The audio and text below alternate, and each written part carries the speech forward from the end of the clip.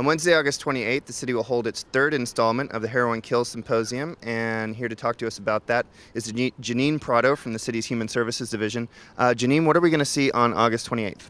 We are going to have a panel of speakers, which includes law enforcement, the school district. We'll have a young person speaking about our Drug-Free Youth in Town program. We'll also have a couple of our for-profit and nonprofit representatives talk about the services and opportunities that families in need can get help.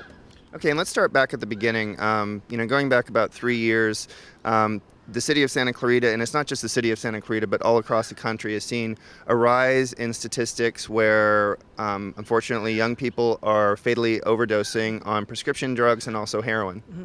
Yes, that's true. The city of Santa Clarita is not alone. We know that as a nation, there's issues with heroin and prescription drugs. This is our way in the community to raise awareness and bring information to those that are in need, and also for the parents that aren't sure what's out there, just to be aware and get some education on that. And we'll talk about the individual components that you mentioned in just a minute, but we've done interviews with parents that have unfortunately lost one of their children to a fatal overdose. The story is often the same, where you hear the parents who had no idea that it was a problem in this community, and that's part of what we're doing, is raising awareness. Absolutely. We do have families that really don't know. We know that there are drugs in our schools, and there's a lot of programs available to assist those that are in need, but also to raise awareness so you can see some of the points what you should be looking for in your young child, or what maybe some of the opportunities to get educated on as far as some of the stressors that may cause it. Okay, so who is this symposium for? It is for parents and teens to attend. We want to make sure as a community we educate our young people as well as parents to attend. So, and I know that, we've done this in the past, and we've had similar speakers, and I think it's quite dynamic because really they touch everything from law enforcement to what's going on in the schools to addiction recovery. We're also going to have the parents' point of view, and often we hear from parents the same story as, they just had no idea this was an issue in their community. Absolutely. That is a really key important. I think that for a lot of parents that don't know, we're actually going to hear from two parents that went through a situation where they did not know, and two daughters. And I think that will be able to show parents what they can do, and there's hope for those in recovery to get better as a family.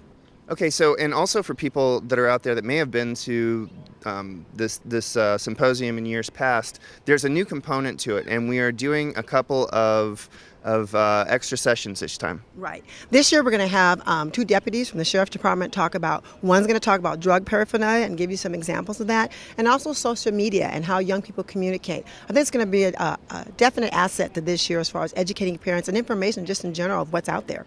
And when we talk about drug paraphernalia, I've seen the demonstration before, and this is what parents can look for. So it's how addicts keep their habit hidden. It's what to look for around the house behaviorally, but also the paraphernalia, and it's quite alarming to see how they can disguise this.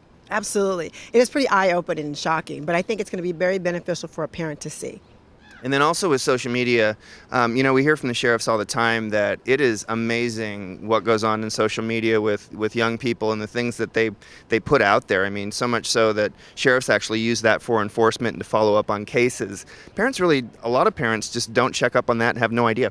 Yes, there's a lot of information that young people use that as a way to communicate 24/7, and it's really going to be interesting to see as the officer talks about, or the deputy talks about, how it's used to communicate, how it's used to purchase drugs. It'll be eye-opening.